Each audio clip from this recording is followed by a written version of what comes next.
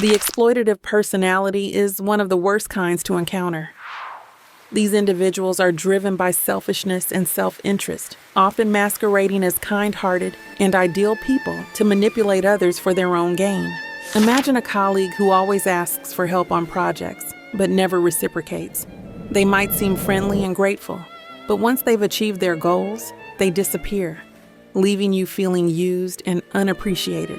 This is a classic example of someone abandoning dignity and humanity for personal gain, trampling over others without a second thought. Exploitative people often see themselves as superior. For instance, think of a friend who always expects you to accommodate their schedule but never does the same for you. They believe their time is more valuable, and their actions are always perfect, while your efforts are never enough. These individuals make you feel obligated to help them, no matter how much effort you put in.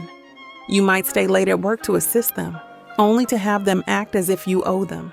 This can leave you drained and unappreciated for your contributions, efforts, and sacrifices. In personal relationships, an exploitative partner might only show affection when they want something.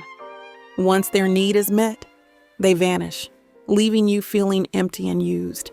This behavior erodes the foundation of relationships built on love, forgiveness, and respect. Sadly, many friendships today are formed based on mutual benefit, where everyone flatters each other and pretends to be friends. For example, someone might maintain a friendship solely because the other person has valuable connections or resources. This exploitative approach has become alarmingly common, overshadowing genuine connections.